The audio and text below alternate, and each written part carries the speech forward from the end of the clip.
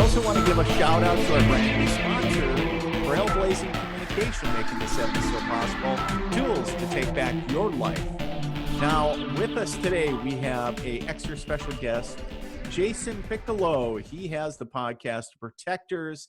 He's a fellow Army veteran. We were chatting a little bit, talking about his time as enlisted and then moving over into the officer realm. And then, of course, now serving in law enforcement and everything else. Welcome to the Red, White News Show, Jason.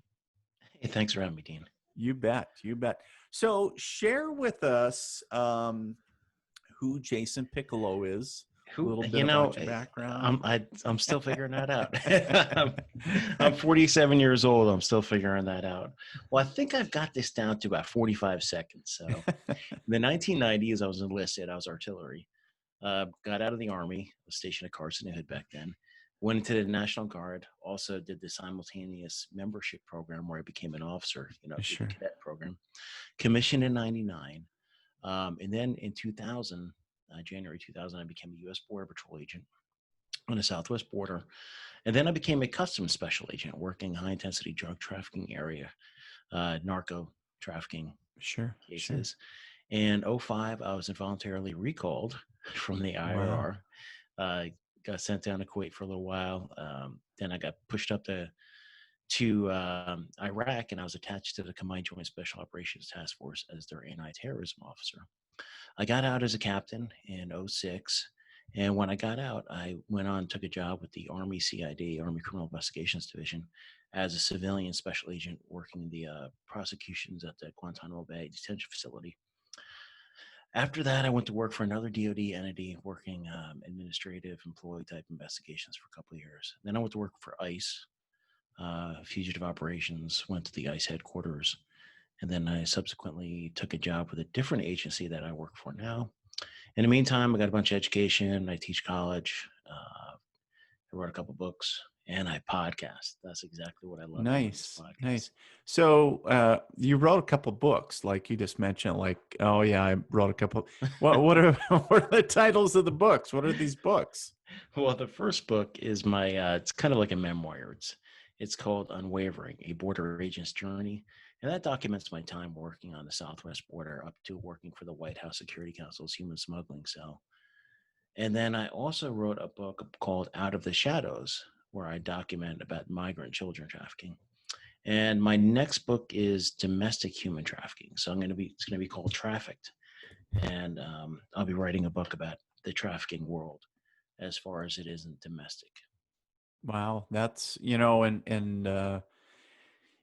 interesting with that, because that just opens up a whole nother level, doesn't it? That it kind of, because there's a lot of things that the normal population does not know, or is not. It's almost like that dark world, right? Kind of going underground, and that's exactly why I want to write it. Because and I don't know if do you think that, and obviously you're writing the book, so you feel that way, but do you feel that even the general population wants to know? I think they do. I've done a lot of speeches talking about trafficking, and it seems like all of the parents that happen to be in the audience want to know about what signs to look for, what can happen to their kids, what can happen to people they know. So that's why I'm focusing on domestic trafficking. I've worked the southwest border. I know it's an almost impossible thing to curb the trafficking that comes through it. But domestically, there is so much trafficking going on. It's everywhere. Every little town has it. It's amazing how it's just kind of interwoven within our fabric. Wow. And people don't even realize it's right there. Right. But there is, and I always tell people, I'm like, there is real evil out there. A lot of us live in a little bubble. I did before I got into law enforcement 20 plus years ago. I didn't realize what evil was out there until you kind of pull back the shades. Right. Well, and it's interesting you bring that up. And evil has a lot of different, how do I want to say, a lot of different masks, right? Mm-hmm. Comes in many different forms, and how it shows up, and all that. Interesting that you also bring up that you work for ICE a little bit, Yeah. not that I have worked with them or for them directly, but one of the things that my brother actually started off as an immigration agent, and then of course Yeah.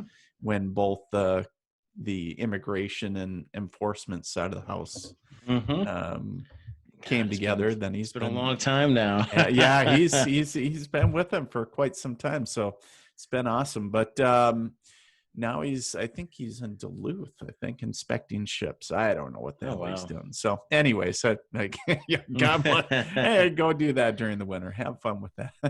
Well, So you know what? Small world, but I actually went to college in Minnesota because that's where my wife's from. did you really? Where in Minnesota? Mankato. Mankato. Oh Oh yeah. yeah, you know It's just outside, over by Crookston, actually it's closer to Thief River and all that. yeah, And that it's and on the, for those of you guys that are so watching or cool. listening, it's on the northwestern edge of Minnesota and North Dakota. And here It's I so sit in the cool. Oh my eastern god. border of North Dakota and Minnesota, and Mm-hmm. it's Wow. it's nice. It's beautiful country. It is. There's It's really not a beautiful. lot I there. mean, for 3 weeks in the summer, it is absolutely perfect. You make it sound like we only get 3 weeks. I mean, come on, it's 4. I No, mean, it's actually fun. It yeah, is. I like it it. It's beautiful out there. it is beautiful. I think every state or every territory that you go to has its own uniqueness or beauty to it, right? And I know when I came to North Dakota, I was like, where the hell are all the trees? And then, but then it has, the prairies and all that great stuff. And I was like, oh, I can kind of see that. It's got like a little house on the prairie type Yeah. vibe going on. I was like, I can dig this. And so let's dig in a little bit. So you served, I think you shared the White House Security Oh yeah, the White House Council. Security Council is human smuggling cell. This was so clear the throat there. That's all right. Welcome to podcasting world. Right. So back in 2012, 2013, there was a humongous influx of migrant unaccompanied children coming through the southwest border that were being smuggled. A lot of these kids were, tender aged, under 14, which is considered a legal tender age for the government. But a lot of them were even younger than that. And what happened was there were so many. There was it started off with like 30 or 40,000 a year, upwards 80, 90, 100. And there was these smuggling organizations that were based south of the border with a network throughout the United States. The White House recognized that there was an issue and put together an interagency cell with Customs and Border Protection, ICE, Homeland Security investigations, and everybody within that DHS network to pretty much counter the trafficking and smuggling organizations. And I happen to be one of the ICE representatives for that. Nice. So, your time there did now. I would assume and I know what happens when you assume things, right? The old Army acronym. But was there a lot of time required of you to actually go and spend on the southwest border, to actually boots on the ground, so to speak, or was No, this more? Now, at this point, I was more in a senior level in the government. Okay. Not senior as in rank, but more. I've kind of been around the block a few times. This is 16 years into my career. So I was based in a location that's northwest of Washington, D.C. Okay. So up in Virginia somewhere. Yeah. We'll just say. So, so, so do you talk about all this in your book, Unwavering? Oh, yeah. I talk about it in both books because there is a, well, I don't know if you Google my name, you might see a bunch of Fox contributions, and then you'll also see that I was a government whistleblower as well. Ah, okay. So there's a little bit different backstory of me out there. That's Sure. And it's all, I don't see anything negative. Sure. And can we ask why?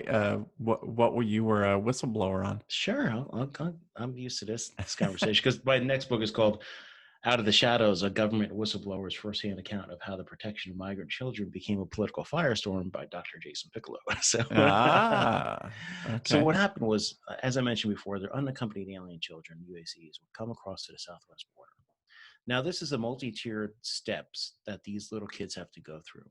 First off, they're encountered by either the Border Patrol if they're outside the port of entry, or they're encountered by the Customs and Border Protection officers at a port of entry. And from there, they're handed over to ICE. ICE processes them, checks them for medical issues or anything else like that, documents them. They're then given over to Health and Human Services, a whole other federal agency, non-law enforcement, Office of Refugee Resettlement, who then hands them over to a contracted facility. So these kids go through a whole bunch of steps. That contracted facilities, which they're all are spread all over the country. That's why you'll see that little kids are getting moved from here to there Right. because there's not enough room. You don't want to keep them in a detention facility. You want to give them to a location where they can get pushed out to a sponsor. Right.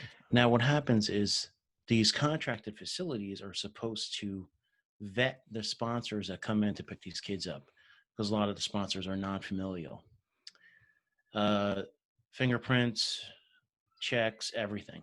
But they weren't doing that. And what I did was I found out that they weren't doing that and released out of just a snapshot of 29,000 sponsors, 3,400 of them had criminal records up to including sex offenses. Oof. And I found out about this in August, and this is a month after the information became knowledgeable by senior managers. And, you know, at this time in my career, I've already worked a whole bunch of different dynamic things. I know we could do an operation to get the kids and remanded back into safe custody. And my pleas fell on deaf ears. Because this was 2015, end of 2015, mid 2015. And there's I'd assume that it was because it would be a political firestorm if you said, hey, you know what, the government just released multiple thousands. And remember, this is out of over 180,000 kids at this time that probably have gone through the border. So who knows what the massive amount really was in criminals. So what happened was I went home, looked at my two little kids who were 6 and 8 at the time and said, I got to do something about it. So I went to the Office of Special Counsel. And I always say I legally blew the whistle, meaning I followed the proper procedures and protocols. I didn't leak anything to the press. I didn't go, you know, stand in front of my yard and yell at the top of my lungs. I went the legal route. So yeah, I blew the whistle back then. You know, was it a year or two ago when the big firestorm, right, was going on about all the detainee, the children, right? Kids in cages. What's that?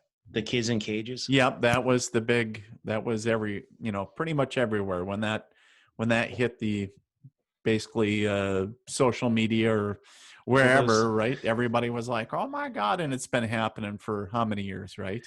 Well, the thing was, those pictures came out from my disclosure. So that was that took the first that long? newspaper. Yep, the first newspaper article that came out about my disclosure back in 2016, I think it was. Okay. Had those pictures. So that's when I came out of the shadows, hence the name of my book. Sure. Is because I said, you know what, this has been going on and you can't blame it on one party or the other. You could, you can't, whatever. I try not to be political about it. I just give people the facts. And that's when I went to Fox News and every other outlet. I pitched to CBS, ABC, everybody. I just wanted to get the story out there. Right. But yeah, I did multiple appearances on Fox talking about ICE and the border and everything. Oh, wow. Okay. You know, interesting. You're multi-dimension there, Jason. You're so yeah. So, you know, so into that is so fascinating to me because there is so much that is not known. So I have to ask because it's kind of killing me. Especially this year, there was a big rumor, and I don't know what kind of credence you can lend to it. There is a sense of like a dark market. There's, I don't know what you call it, as far as, and of course it involves human trafficking of children. But then there's also an aspect of is it sacrificing or some crazy thing? Yeah, I Is don't. there any I credence to any of that? And there's a lot of that stuff see. going around I as far tend. as I'm on Twitter. I have a decent following on there, but yeah, I tend to stay away from that kind of stuff yeah, because unless I know it for a fact, unless right. I've seen it or I've done a research, Hmm. I can't attest to any of that. And a lot Sure, of sure. people, I know trafficking happens. I Right, know it's happening everywhere.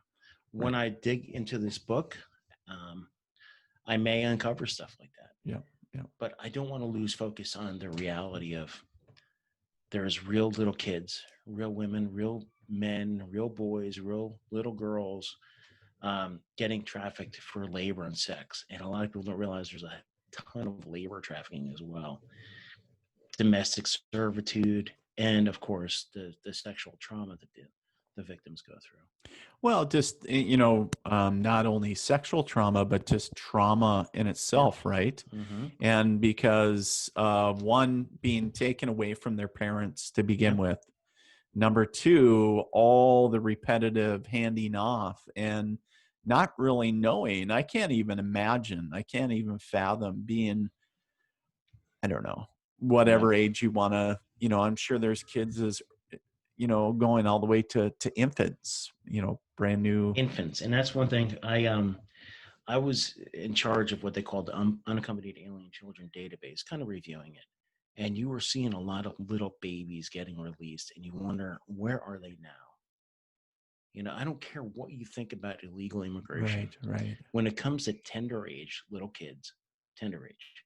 And I always think anything under 10 to me is tender age. right. Because, yes, there were MS-13 within the ranks of the UACs coming across. But yeah, they're like little babies. And Right. one of the worst training I've ever had to do was when I became a customs special agent, and we had to do we had a block on child porn, and they showed us what was really going on out there, and you're just like, there are animals out there, man. They're absolutely animals with evil people. Mm, mm, mm. Well, I think the work that you're doing to bring awareness to it is, and this. I mean, not only as a parent, but just a, a good human being. Somebody that cares is bringing awareness about it. I mean, like you said, got to do something, right? Mm-hmm. So when are you expecting this book? And the title of it is Out of the It's going to be Shadows. trafficked. Yeah. Well, no, Out of the Or Shadows is out right Trafficked. Okay, that one's now. already Trafficked. out, Yeah, but this is all. Trafficked. Okay. Eventually, I cannot wait to write a fiction book because. So here's a couple books here. Here's my one little. I call it a Okay. nonfiction novella. Okay. It's just a small book. Sure. 80 pages gives you the down and dirty, and then here's my main book, Unwavering. That one. There you go. Okay. Unwavering. All right. Perfect. Yeah, I'll send you a couple books. Oh, perfect. And then, so Trafficked. When are you expecting that to come out? Are you still in process? Well, it's right now we're working with some major publishers, so it's up to their schedule. I'd Sure. like to have it out before the election. Sure.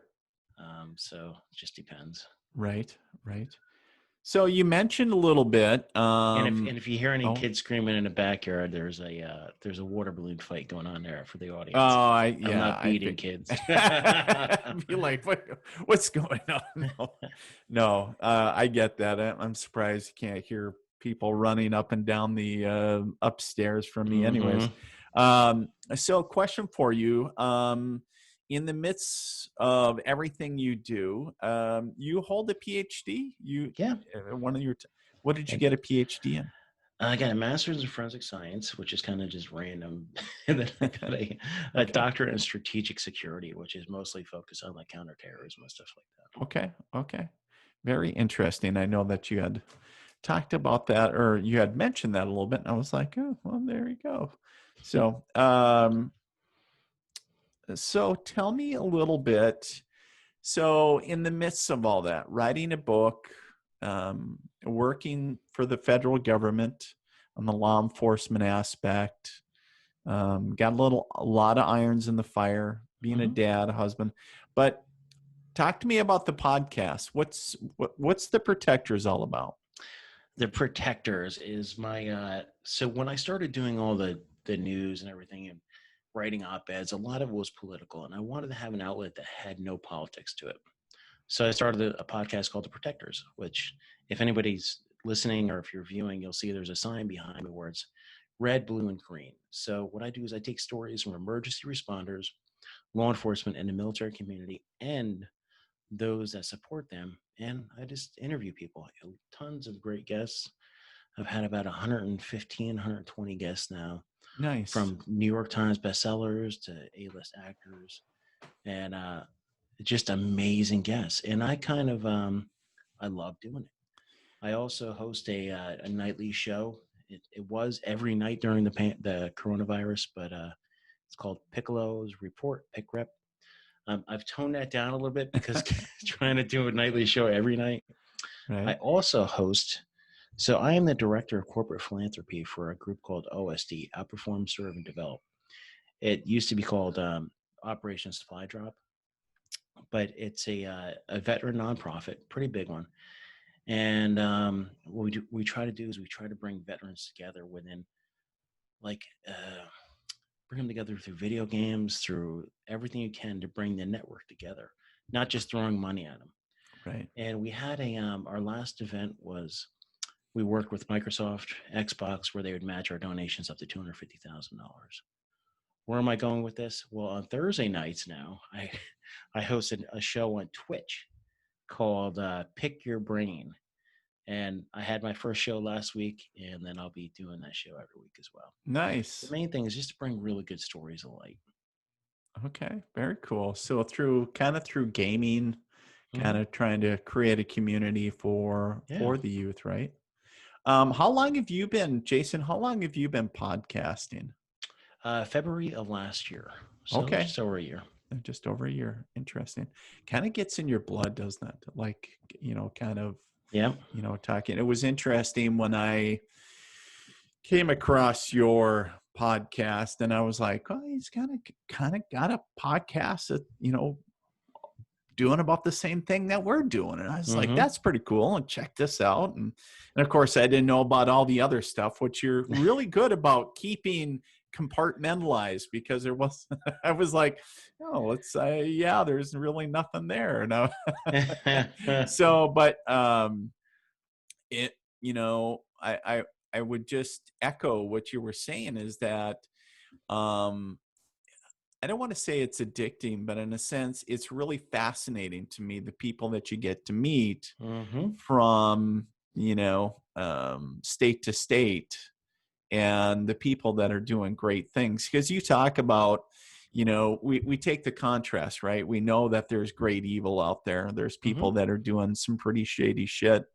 There, but on the other contrast side, there are some people that are doing some awesome, amazing things. And it's just like, it blows you away, right?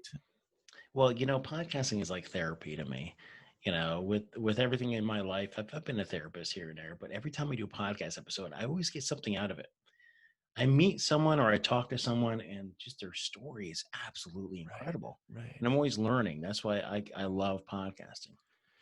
Do you feel that in that aspect that you can see slivers of yourself and other people's stories, Oh, yeah. and so where you can relate through? Mm-hmm. I used to treat my first 10, 15 episodes where I almost treated it like an interview and interrogation. And I have since learned to actually talk and not just ask questions. Sure, So, sure. like, you have to have conversation, and you can't just ask generic things. It's almost like a book.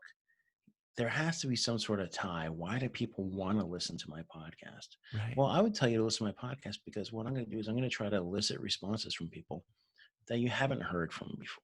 You haven't heard before. I don't want the canned speech. I don't want the Right. like you think you've learned everything about me in my quick 45-second intro, but then as you pull it out, you find out, hey, you know what? This guy's been around for 30 years. So Right.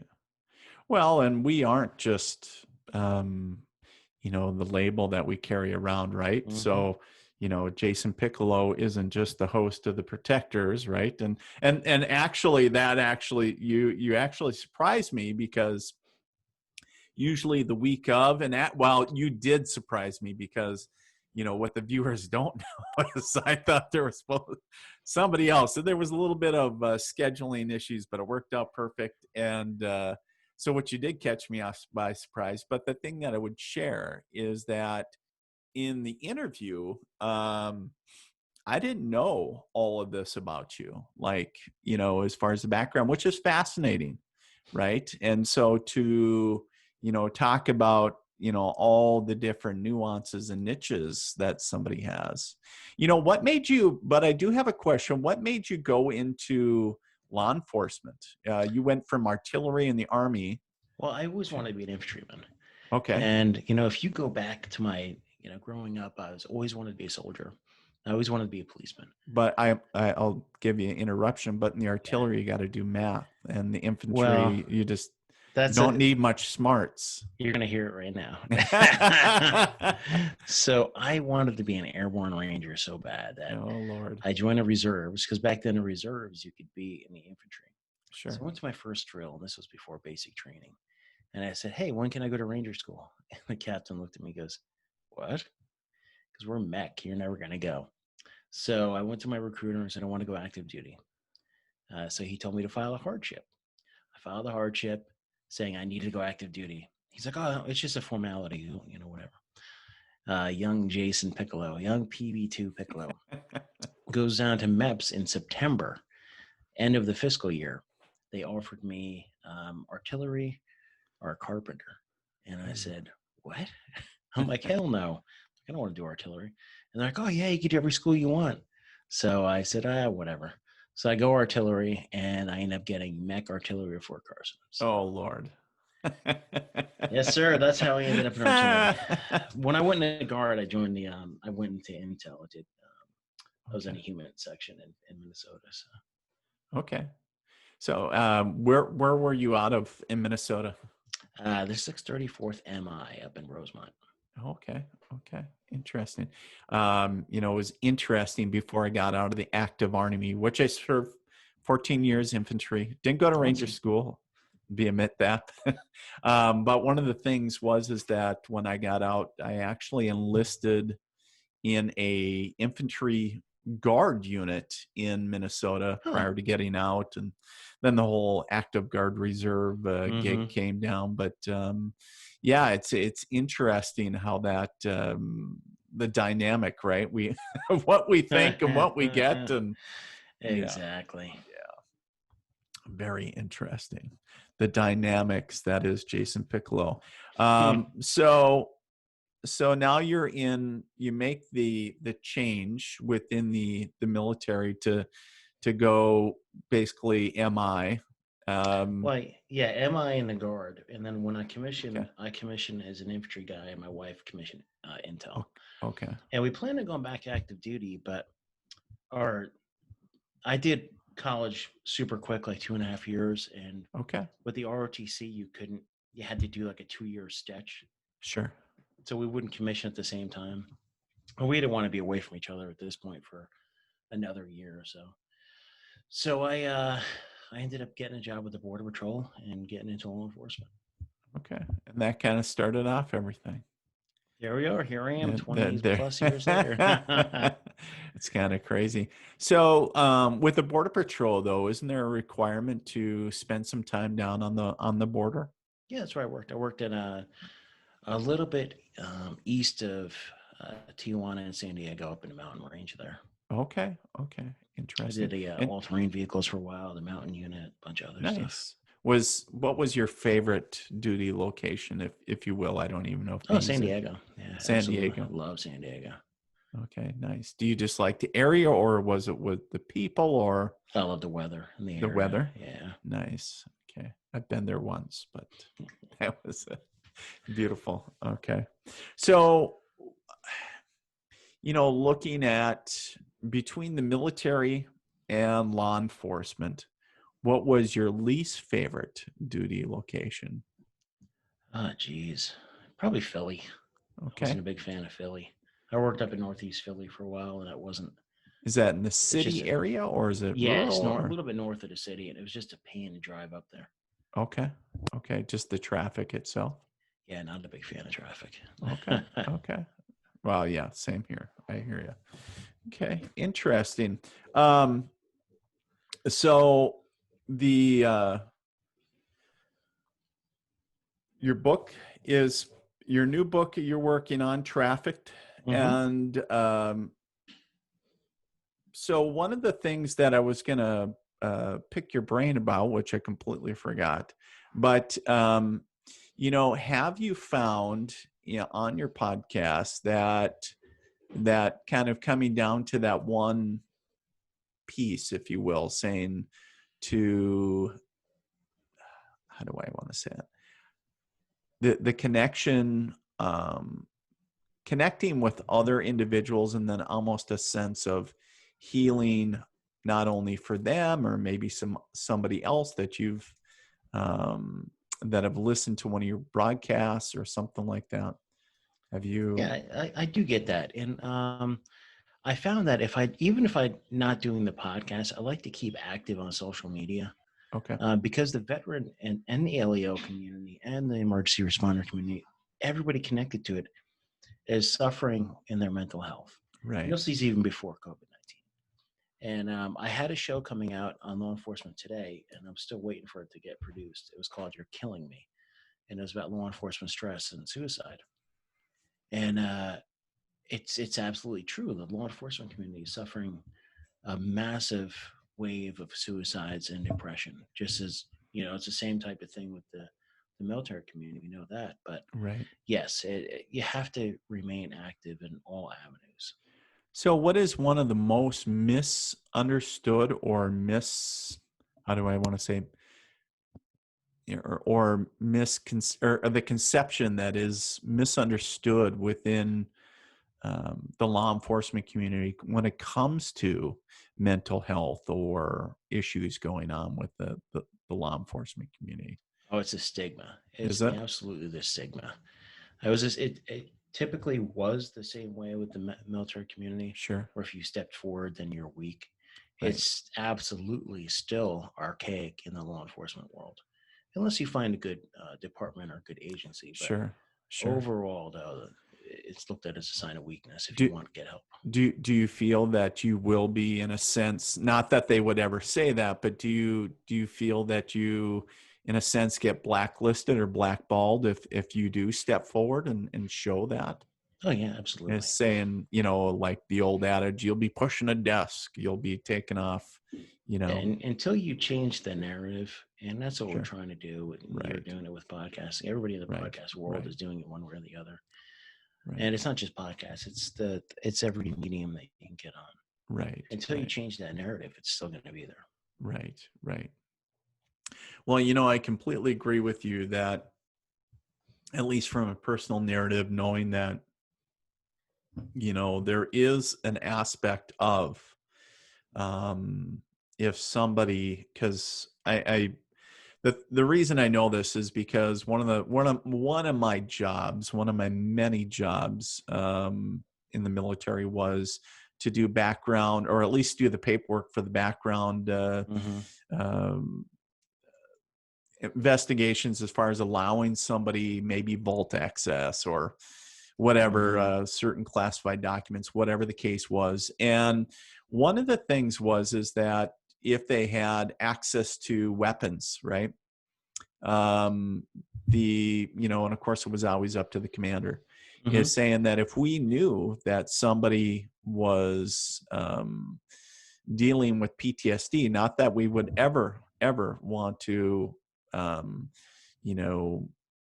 single them out, but at the same time, if we knew that maybe they were having challenges, it was always up to the commander, and based upon evaluations, saying, hey, do you feel that they're stable enough to be around weapons outside of maybe unsupervised, and saying, do you feel that they'd be a harm to themselves or others? So sometimes a little bit different when you're around other people, but not all the time. But so interesting. Because I know a lot of fire departments as well, and the same as with ambulance, and we had a guy on one time talking about the challenges with paramedics and other ambulance crews, and everybody is the level of burnout, and just talking about going back to back to back to back, and sometimes you're going on multiple calls, and talking about, some of the stuff that you're seeing on a constant daily basis, that it's where it can just burn a person out. Yeah, absolutely. So I think a lot of people don't realize that. And sometimes too, we're not giving our law enforcement and first responder community enough grace, is saying, a lot of, well, they don't, saying, actually a lot of law enforcement a lot of times see more action than some military Yeah. on a daily basis, right? You talk about Overall, being yeah. up in Philly, right? Yeah. So, I'm sure there were some rough neighborhoods. I know that you probably didn't go on patrol per se, but Now it's a different world out there for law enforcement in big cities and even yeah, little cities, because you got to remember, in the little towns, you Yeah. could be a long way away from backup. Yeah. Well, it's certainly a different dynamic. So, I just think it, like you said, I think asking for a different level of awareness and understanding, saying, "Wow, we are going through some shit," right? So, Absolutely, man. Oh, perfect. Well, Jason, what are some, as we get towards the end, of our conversation, what are some things that you wanted to share with the viewers, listeners? Just support your military, support your veterans, Sure. get to know them. And I'm sure a lot of your audience is already there, but reach out. If you are in the community, reach out. Keep a network open, whether that's through texting, calling, or whatever. Right. Keep active on social media, just so you have something connecting you to some form of reality, because sometimes we just like to kind of dive into ourselves and forget Sure. that there's other things out there. Yeah, sure. So that's it. Yeah. Where can they go if they want to check out your books, Out of the Shadows and Unwavering? Where can they check those out at? Those are on Amazon and Barnes and Noble, but Oh. you can also go to my website, jasonpiccolo.us, JASONPICCOLO.us. I'm also on Instagram at Dr. Jason Piccolo, Twitter at Dr. Jason Piccolo, Facebook at official Jason Piccolo, and I'm starting a channel on Amazon Fire and on a Roku called Protectors TV. Wow. And when's that expected to come out? I'm working on it now. So hopefully the end of next month. Nice. Yeah. So exciting. Well, Jason Piccolo, thank you so much. Number one, thank you for your service, but Thanks, Dean. continue doing what you're too. doing, Jason. You're making a difference out there, and I appreciate you being on the show. It was Thanks. great to see a fellow vet out there, doing great things. And I was like, we got to reach out to Jason, get him on the show, and talk about not only his podcast, but then you brought a whole bag of goodies too, talking about all the other stuff. But go out and check out his book, check out what he's doing, and obviously, keep an eye out there for his new show. Is out on Roku, and you said Amazon Fire as well, correct? Yeah. So keep an eye on it. Jason, thank you so much for being a guest today on the Red White News Show.